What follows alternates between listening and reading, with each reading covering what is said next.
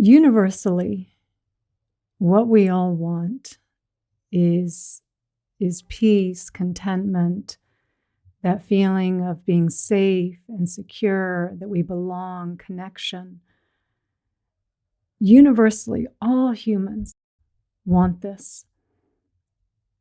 And we have spent a lot of our lives looking for this outside of ourselves, looking to find that peace, that sense of completeness outside of ourselves in things, in experiences, in success and validation.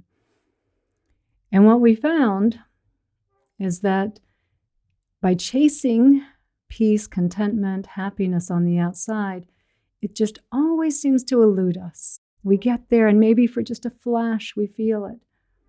And then it just starts right back up again. And so we come to spiritual practice to find the peace and contentment within us that's always here, that is our true nature, peace and contentment. But we still kind of have this belief that it's still something for us to get, something that is something for us to attain, that we need to do something in order to be peaceful. And while we do need to do something, that is true, what we're doing is removing all of the obstacles that prevent us from knowing the peace that is our true nature. And the main obstacle, and what we're going to be focusing on for the next several weeks, what we spend a lot of time talking about in these classes, but we're really going to narrow our focus for the next 10 weeks, is the ego. We're just lost in our egos. We so believe that we are the ego, this separate self, that we live in these virtual reality headsets where we're constantly simulating our lives, and in that simulation, simulating a little me that's experiencing a life different than the me that's right here in the present moment. Where we wake up in the morning, and when we wake up, we all have those first few moments where we're orienting ourselves. Where are we? We're using our senses, our sight, our sound, our touch, taste, smell, to recognize, where am I? And it takes us a few moments before we realize, I'm at home, I'm in my bed, I'm safe, I'm here, I'm okay. And we feel peaceful. It feels good. That anchoring ourselves, that knowing, it's like that unsteadiness, where am I? Oh, I'm here, I'm at home, I'm safe, I'm okay. And then 2 seconds later, we reach for that virtual reality headset, we put it on and we start simulating what our day is going to be. And not that there's anything wrong with doing a little bit of simulation. Do I need to hop out of bed right away? Do I need to be somewhere? Not that there's anything wrong with that. But we leave the virtual reality headset on most of the day. We're walking around. Our body is in our home or in the office or driving in the car, walking on the beach, walking in the mountains. But in our virtual reality headset, there's a little me that needs something, that needs to get over there, that needs some success, that needs some validation, needs some praise, needs to have some experience, needs to have some material object, because that little me in the simulation doesn't feel good. It feels like it's lacking something. Or it's pushing back in some way. It's pushing back on something unpleasant, imagining all the things that could go wrong. What if I don't get the praise? What if I get the criticism? What if I don't get the success? What if I get the failure and the humiliation and the embarrassment that comes with that? And we spend all this time in our simulation machine because most of our lives, we can live on autopilot for a good portion of our day. Going about doing things, doing the dishes, cleaning the house, showering, washing our hair, driving in the car, doing so many things that we can do on autopilot. And so we're up in our heads in this little simulation machine, imagining there's a little me up here that's not me, but this little me up here. And somehow it's not getting what it needs. It's incomplete. And because we spend so much, an inordinate amount of time in the simulation, we pay so much attention to the simulation, to the little me in the simulation. We trust our perception of reality more than we trust the reality of the present moment, of what I'm actually experiencing here and now through my senses. We believe the simulation more than we believe reality, because this is what we are giving all of our attention to. The illusion, the obstacle to knowing the peace that is our true nature, because we're living in the simulation machine. So we're starting today, I think, what will be a 10-week series on the ego, of really understanding the ego, how the ego is arising. That's what we're going to focus on today, really understanding how the ego arises, how it distorts our perception of reality, how it takes us away from the peace, how it makes us feel unsafe, how it causes us to act in ways that end up harming us, not helping us, where we cut our nose off to spite our face because of the illusion, not because of reality. And in the coming weeks, what we're going to be doing is each week we're going to focus on one particular flavor or personality of the ego, because it is the master of disguises, the master, so clever, and it fools us over and over again. We are constantly getting tricked by the ego. So each week we're going to look at a different way in which the ego arises through judging or worrying, complaining, controlling, scorekeeping, all of these different ways in which the ego arises, so we can really be familiar with what the ego is trying to do. It's trying to help us. It thinks it's helping us. But where it goes too far, and where it keeps pulling us up into the illusion, where we believe that there really is a little me that is hurt because I was criticized, or that there really is a little me that's feeling excluded, feeling rejected because someone didn't reply to my text in a timely manner. So to really look at the many faces of the ego so that we're not getting fooled. We do, on this path, we'll see the ego in certain ways, and we think, well, I'm not judging anymore. I'm not comparing myself to others. And it's like, wow, it feels really good. I've really seen through the illusion of that comparing mind. And now it's not that person has more than me. That's the problem. It's that I'm comparing myself to them. That's why I'm feeling so badly. And we see that, and it feels so good, and it should feel good, because there's a lot of spaciousness and freedom in seeing through that illusion. But then it just pops up disguised as something else, something our neighbors are doing, and something that we imagine it's infringing on us in some way, or we're starting to keep score with someone else, like, oh, I paid the last 2 times and they didn't pay, or I feel like I'm the one that's always helping and they're never helping, and we caught it over here, but now it's coming in another disguise, and it's always coming in disguised as good advice. We're always falling for it, believing it's good advice. So we're going to go through the different characters of the ego, really spending time each week understanding the ego, so we're not so easily caught off guard by it. So you're more alert to it. You're more able to catch it as it's arising. So 2,500 years ago, when Siddhartha Gautama was sitting under the Bodhi tree and was getting very, very, very close to awakening, His mind was very still. It was clear.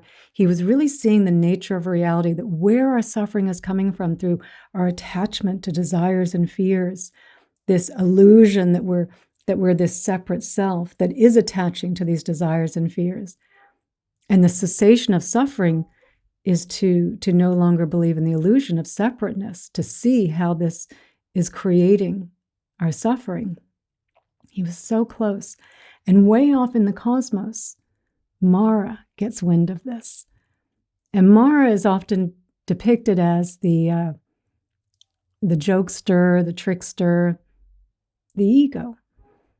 And so Mara hears that Siddhartha is very close to figuring out this whole illusion. And he cannot have this, because he might tell other people about it, and then the whole jig would be up. So Mara comes rushing down to earth, and he's hiding behind some trees, and he's looking at Siddhartha.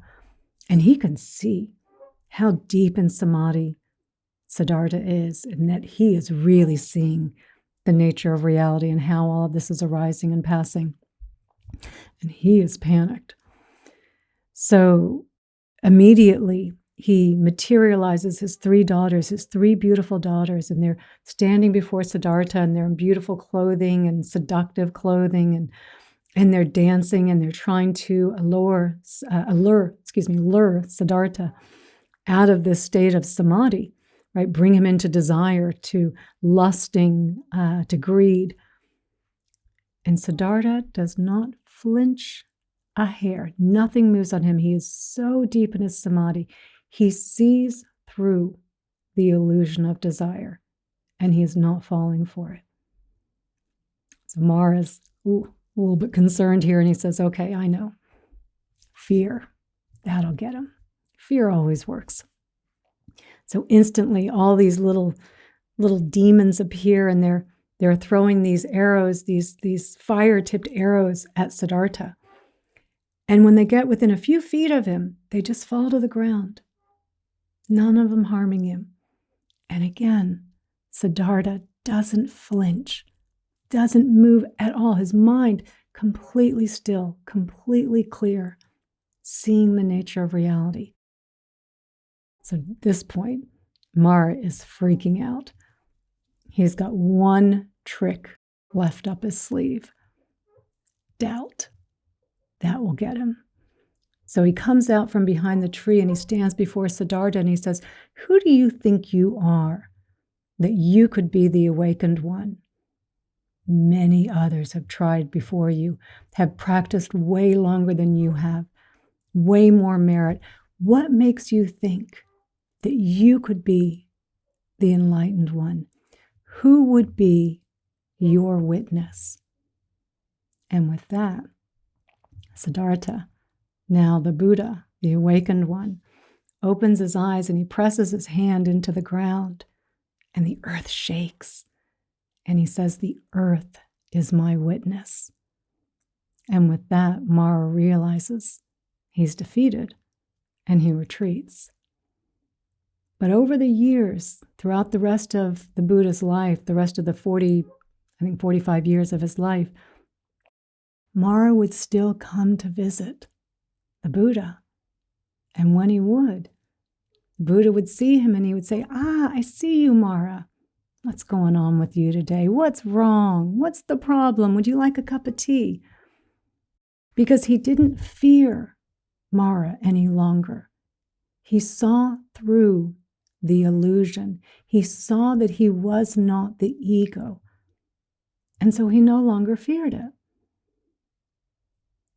And I think sometimes in spirituality, we get into this idea that I've got to kill the ego, I've got to destroy the ego, which really just sounds like something the ego would say, right? Right? Because that kind of resisting, that pushing back on it. But the ego is an illusion. It's not real. You can't kill an illusion. You can't destroy an illusion. You can see through an illusion. And that's what we are trying to do, to stop identifying with the simulated me, the illusion of me as the ego, the illusion of me lacking in some way, separate in some way. and to come out of the simulation and into the present moment, living in reality. But we don't have to throw the baby out with the bathwater, because every now and then, every now and then, the ego is actually giving us some good advice. It cries wolf most of the time, but every now and then there's actually a little bit of good advice. And so to just completely dismiss the illusion as though it's not trying to do something to help us, I think doesn't benefit us. But we do need to be more discerning, because out of 1,000 thoughts, 999 are just distorting and exaggerating our sense of reality, who we are, and not true, not even remotely helpful. But every now and then, there is a helpful thought. So we do need to be more discerning there, and I don't think we want to throw the baby out with the bathwater. And I think also it's helpful to use, to be able to simulate, right? To be able to think about the future, to plan for the future, maybe reflect about the past in a healthy way, right? Trying to learn something, trying to contemplate something, right? Like, we don't want to imagine that we can't ever think either, because thinking is not the enemy. It's the quality of our thoughts and the quantity of our thoughts that's the problem. And that we believe at the center of our thoughts, that little me to be me, that we believe the simulated me more than we believe the reality of who I really am. That's where it becomes a problem for us. That's what we're trying to see through. That's the illusion that we're trying to see through. So the ego, how does it arise? It arises through our thoughts, right? Only through thoughts. And only through thoughts about me. Always about me. So two main kinds of thoughts. Desire thoughts. I want something out there. I want a new house. I want a new car. I want a new experience. I want a new meditation cushion. I want a new client. I want a new, I want some success, right? I want something. And it's not just even the wanting. Like, there's nothing wrong with saying you want to progress in your career, you want a new partner, you want... The wanting in and of itself is not the problem. It is the belief that if I got that somehow I would fill this aching hole inside of me and I would feel complete. That the peace that I am seeking would be available to me if I could just get this object outside of me, or this praise outside of me, this success, this experience. And then on the other side of desire, two sides of the same coin, is fear, right? The fear of getting something I don't want, the criticism, the losing, the failure, the blame, the big bill, the bad back pain, the broken toilet, right? So and again, this one's kind of a little bit harder for us, because we think, well, why wouldn't I push back on that which is unpleasant? And the reality is, we all face unpleasant situations, right? We all get criticized and blamed from time to time. Anyone who's trying something new also experiences failures. That's part of it. But it's this idea that pushing back on it, that if I didn't have this, then I could be happy. Then I could be peaceful if I didn't have this unpleasant thing happening. So we really even set ourselves up to say, I can't be happy now because I'm perceiving, and most of the time it's not even happening, but I'm perceiving I might be getting something unpleasant. So I can't be happy now. And even in the wanting side, well, I can't be happy because until I get it, until I get over there. And so in the desire and the fear, again, two sides of the same coin. If I'm desiring, wanting to get over there, somewhere other than where I am, I'm also fearful, what if I don't get there? Or what if you get there first? What if there's not enough left for me? So two sides of the same coin. There's always this sense that no matter how the ego is arising through desire, fear, and sometimes it can be a little bit more pronounced on one side versus the other. We can really kind of be clear of the object that I'm chasing or resisting. But you look a little more closely and you find it's all in there. And so every time we're lost in this simulation, pushing back on something, reaching out for something, imagining that somehow I will feel complete on the other side of this, what we are doing in this moment, we feel the sense of lack. We feel the sense of separateness and incompleteness because we have literally split ourselves into two. I am now this little thing up here, this little imaginary me, this avatar, and it's not getting what it wants. And if I look at that and I think, wow, it's so unhappy. It's so afraid it's not going to get what it wants. It's so afraid it's going to get it's going to end up getting what it doesn't want. And believing that more than the reality that I'm sitting here perfectly safe, that everything's okay. I have enough food in the fridge. I have a roof over my head. Sure, there's things to do. There's experiences to be had, goals to attain, right? All that stuff. Sure, toilets to be fixed. I keep referencing that because my toilet overflowed last night. Sure, there's things to be done. Of course. But to live here in reality and not to imagine that my peace is somehow dependent upon what's happening in the external world. Because this simulation of me will never find satisfaction. It is endless. We create imaginary problems, thought-created problems, and now we need to keep thinking to have thought-created solutions to my imaginary thought-created problem to appease a little thought-created me that will only be satisfied for a few moments until it goes, okay, but what else? But what else? It's insatiable. It never ends. And we end up paying the price because in this moment, when we're perfectly safe, when we're fine, when everything is okay, we feel small, we feel finite, we feel separate, we feel unworthy, we feel like we don't belong. We feel anxious. Every time we get lost in the illusion, even in a good illusion, like even in of thinking, oh, wouldn't it be great if I won the lottery, right? We've all had that thought before. Oh, wow, wouldn't that be cool? And what would I buy if I won the lottery? I'd buy a house here and I'd buy a house there. And this is how I'd live my life. And as we're imagining all the things we would do with our lottery winnings, then it starts, the tide starts turning to fear. And what am I going to do when everyone starts asking me for money? Because there won't be enough for everyone. Oh no, I'm going to have this done in some type of trust. And how can I have this set up in a way that makes it clear to everyone I'm not going to be supporting everyone else? And will it be enough? I thought 10 million was enough. Maybe I need 50 million.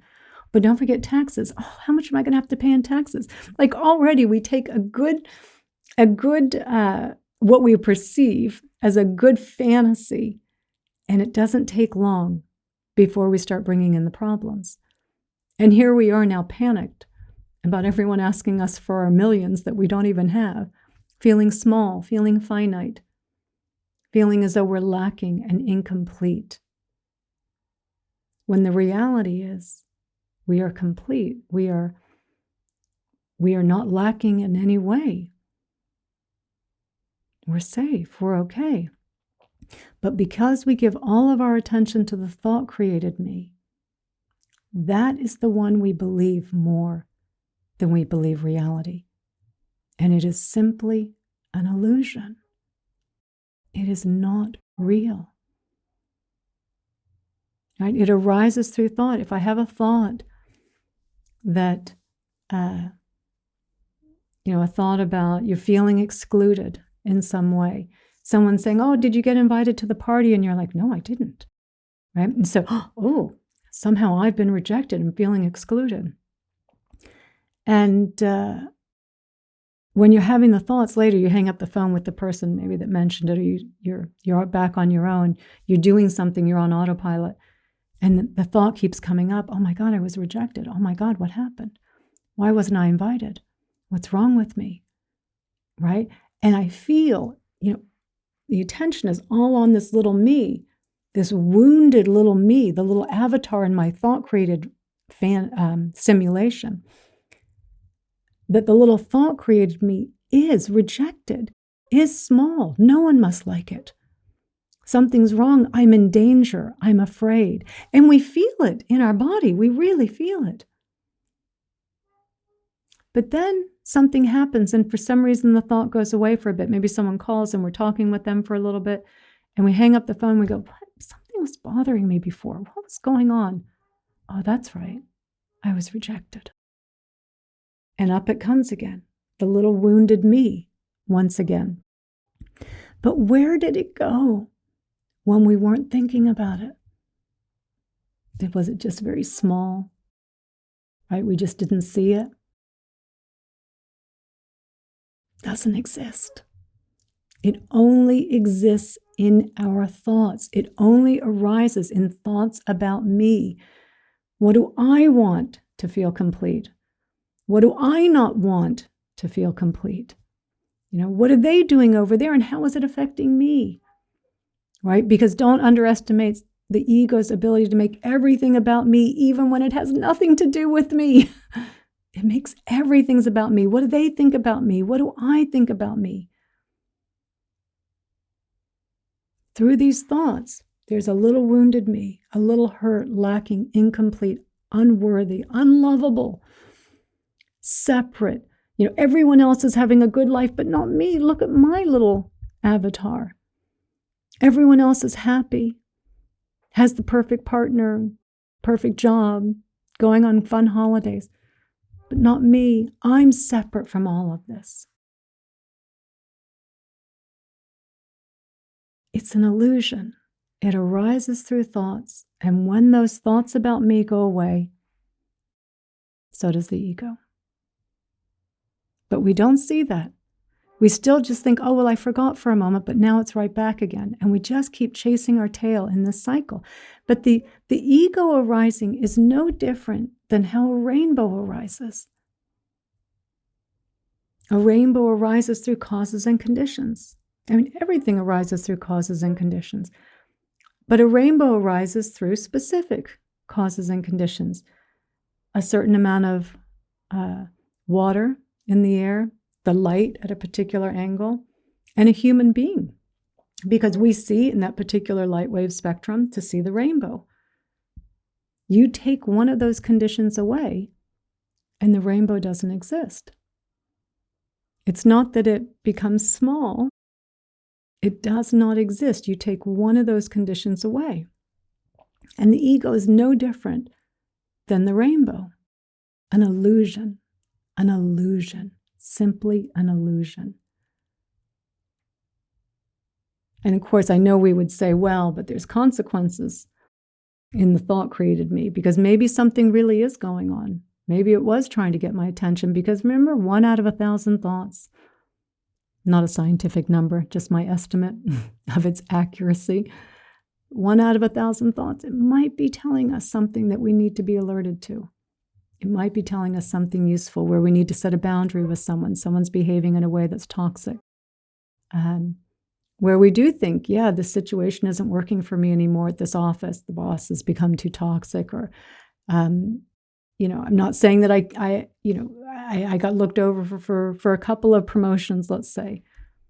And there was a point where you go, yeah, maybe I'm not going to get the promotion here. I'm not saying my happiness and my peace is dependent upon that promotion, because it's not. It doesn't mean that there's not a time where you go, I think it might be time to move on. I think it might be time to look for something else. So this is where the hook, where the ego gets us, because it's like, but sure, it's the same nature of the rainbow, but there's no consequences of the rainbow arising and passing away. This little representation of me, every now and then, it might be giving me some good advice. But 99.999% of the time, it's not. It's just causing us to act out in ways that are childish, where at best we cause ourselves a ton of suffering, right? Just constantly lost in that thought, feeling small, feeling limited, feeling unworthy, right? Feeling afraid when we're perfectly safe. right? That's kind of the best case scenario. The worst case scenario, we fire off some angry text to someone. We cut our nose off to spite our face. We shoot ourselves in the foot because we just feel so threatened. We feel so outraged by this imaginary scenario that we feel now we've got to act on it, right? So yeah, definitely consequences that way for us. And so it is important for us to start to be more discerning with the ego, to know when it is being helpful and when it's not being helpful, to not assume that every single thought is valid. I mean, we give it total license. We assume whatever thought pops into our head, well, it must be true. I'm perceiving I'm being attacked in that way. I'm perceiving that someone was rude to me, or someone was passive aggressive with me, or someone ignored me or didn't respond to me quickly enough. I'm perceiving a threat there.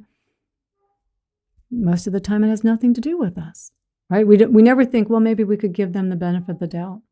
Maybe I could give myself the benefit of the doubt because maybe I said something that kind of came across as not very kind, or it was kind of I said something stupid.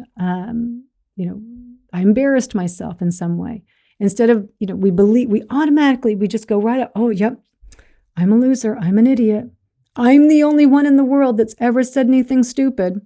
Right now, billions of people are saying something stupid, right? We all do it several times a day, right? So, but instead we believe this little avatar, oh my God, we can be in our house perfectly safe. Everything is okay. And yet we believe this little, oh no, I'm wounded. I'm an idiot, right? I'm one thing, right? I'll never recover from this, right? It feels so compelling. It's so compelling. And we believe every single thought instead of even thinking, well, you know what? Maybe I could just give myself the benefit of the doubt. Yeah, I had a tough moment. Maybe something didn't come out as eloquently as I was hoping it would. I said something stupid. Didn't hurt anyone, let's say. It's like, okay, you're human, right? Self-compassion. You're human. You're human. So to be much more discerning with our ego as well. So I think for what I'd like us to do for this week as we start this series, so again, I think it's going to be about 10 weeks. I might add an extra character, and we've done this series before, and I might add one more character in, so it might be 11 weeks. But to be, of course, more mindful, right? This is where our mindfulness practices is we're looking, to see what's going on in our experience. Let's be clear, we know what's taking us away from the present moment, the ego, right? We know that. The Buddha said we should have sentinels guarding every sense door because we know Mara is just lurking, just waiting to catch us, just putting on another disguise, just waiting to get us as soon as we're off this call. It's just waiting in the wings, just, oh, let me get him, gotcha, right? Doubt, fear, desire. What can I do, right? To hook them in, to fool them, to trick them. So our mindfulness practice is our core practice at really being clear. Expect Mara. Expect Mara. And every time you're coming into, anytime Mara is arising, the ego is arising, there is a certain amount of tightening that happens with it, a certain amount of clenching, right? Can be just a little bit of tightening. Maybe you're doing the dishes and the mind's just already at the next thing, right? And it's like, just nothing too personal, right? It's just, I see you, Mara. Come back, right? And you just bring yourself back. Or you're driving to the store and you see your mind already at the store. Oh, no, just bring it back. Just bring it back. So, our mindfulness practice, recognizing the tightening. And even as I say the tightening, and AJ, I will get to these questions in a few moments. Even when I say the tightening, because we don't notice the thoughts are too quick, they're too insidious. We don't notice the thoughts, but we don't really even notice the tightening. We're so used to walking around as this kind of bundled up, something's wrong, always feeling this little sense of something's not quite right. So I'm asking you to be aware of the tightening. And it's why our meditation practice in the morning is so important, to have that sense of calm and balance, to know what it's like to feel that sense of spaciousness and ease. So when the tightening happens, something's happening, Mara has arrived. And to say, just like the Buddha did, I see you, Mara. I see you. As soon as you say, I see you, Mara, you're coming out of the illusion. Because one moment you were fully believing that was you in there that was getting criticized, that was hurt. I mean, even just criticism, we all experience it. But someone criticizes us once. They say one critical thing to us, and then we just repeat it 1,000 times in our head, over and over and over. Who's creating the suffering, right? The criticism happened. It came and it went. Maybe we learned something. Maybe it was useful. Maybe it wasn't. But we just keep going over it again and again and again. So being mindful and saying, I see you, Mara. I see you, Mara. And then being so discerning, because discernment is a huge part of our practice. Investigating what's going on in our experience in that moment. What's happening right now? What am I thinking about? I'm thinking they have more than me. I'm thinking I need something in order to be complete. I'm thinking I'm judging myself for something. Is it true? Byron Katie offers that teaching in her teachings. Is it true? And then ask yourself again, is it really true? Is it really true? Or is it useful? Really looking at it, and I'm going to give you an analogy to help you to really give you an idea for the type of discernment we're looking for here. If every day you could only go to one taco stand for lunch, and you go there for lunch, it's your one meal of the day, you got to have it. And it's kind of a buffet, and there's 100 tacos sitting out there. And the proprietor says, come, Meredith, have your taco. Take your one taco here, but let me warn you first. 99 of those tacos are filled with cow manure. Only one taco you would want to eat. 99 are filled with cow manure. You would look very carefully in each taco. You would bring a level of skepticism to every taco, imagining, this one could be it, this one could be it, this one could be it. Right? We do it the opposite. We get all of the cow manure tacos and we say, no, this one's surely not this one, surely not this one. So bringing that level of discernment, assuming most of them are going to be pretty crappy thoughts. Most of them need to be put down. There's nothing to do. There's no action to be taken whatsoever. So really bringing that level of first, right, noticing the tension. I see you, Mara, and looking. What's going on here? I think the problem's out there, right? Because we know that's what Mara does. It's out there. It's what my neighbor's doing. It's what I said earlier. It's what I've got to do later, that feeling of overwhelmed of what I've got to do later, or the focusing on, I just need that relationship fixed. I just need my partner to start meditating, right? It's always putting our attention outwards. And we're saying, no, the problem isn't out there. The problem's in here, the way we're relating to it. So really looking, being discerning of every single thought, assuming they are lies and distorting our perception of reality. That being our first assumption. Let it prove itself to be true. Is there something valid here? Right? And even just in that separation of just saying, I see you, Mara, like really, it's not me, but perhaps there is something, perhaps amongst all of this, there is one little thought that might be helpful.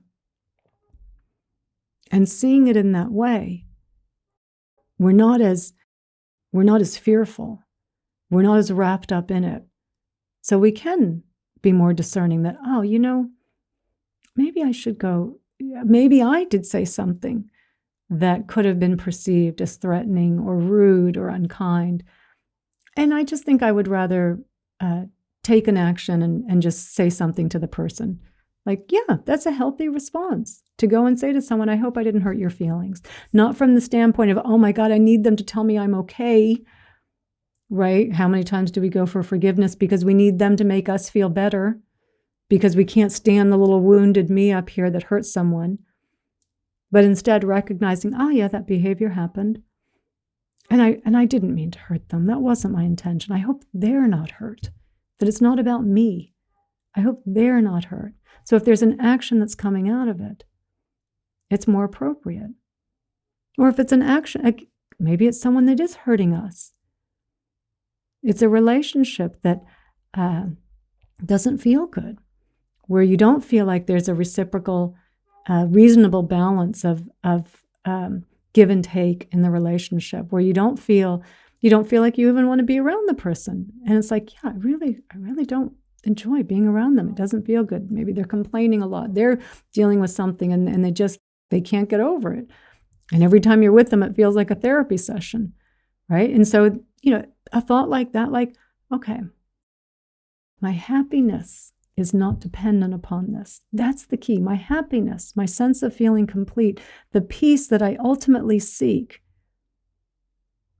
is not dependent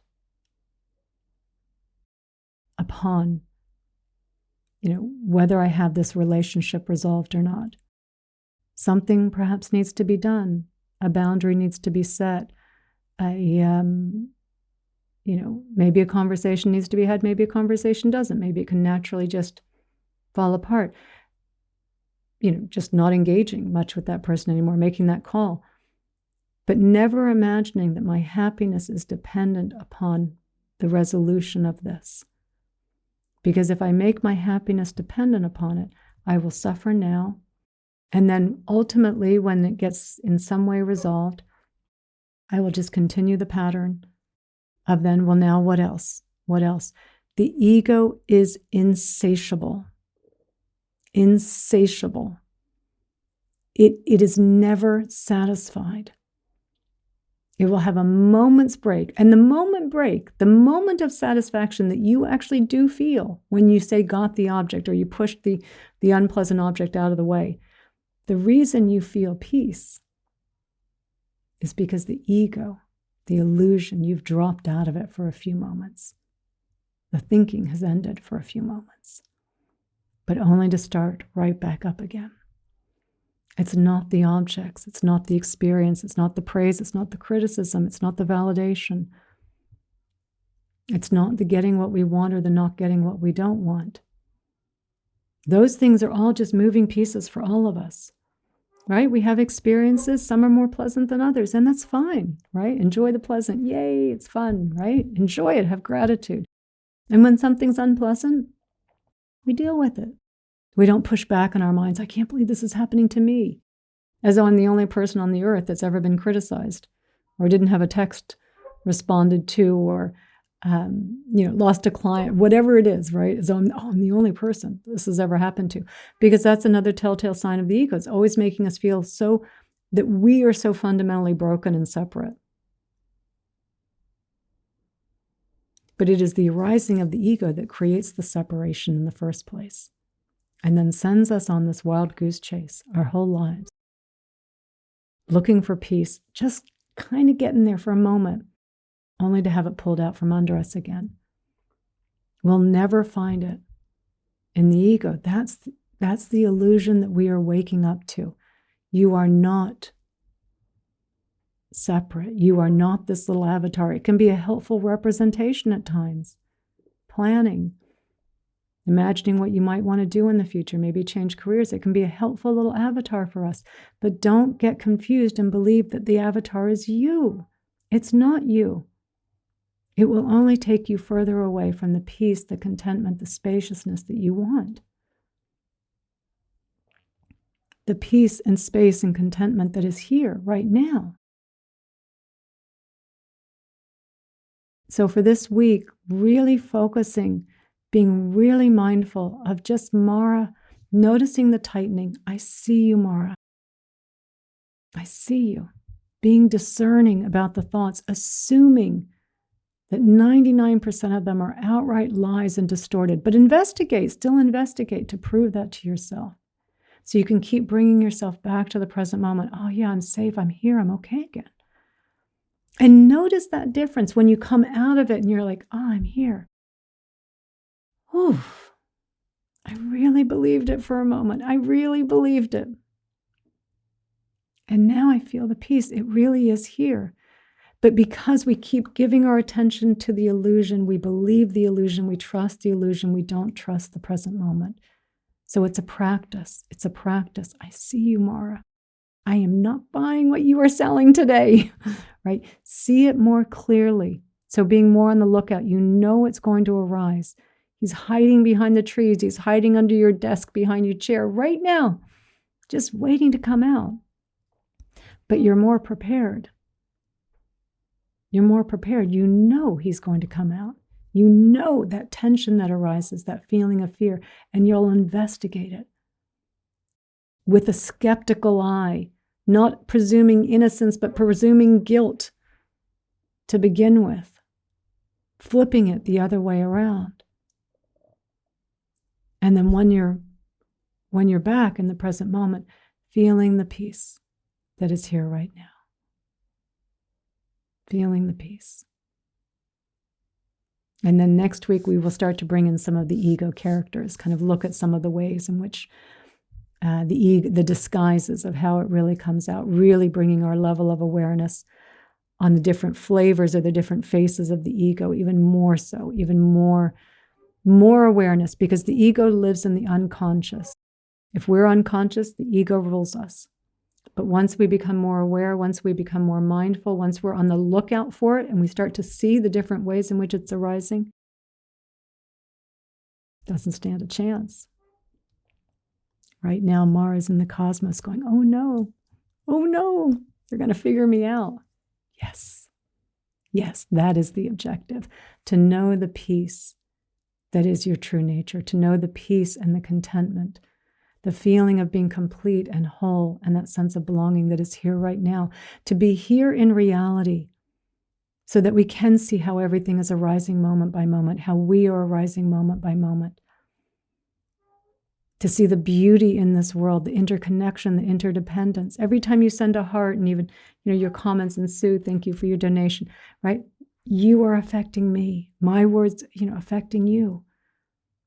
Right? It's all, we miss all of this because we get lost in this little avatar.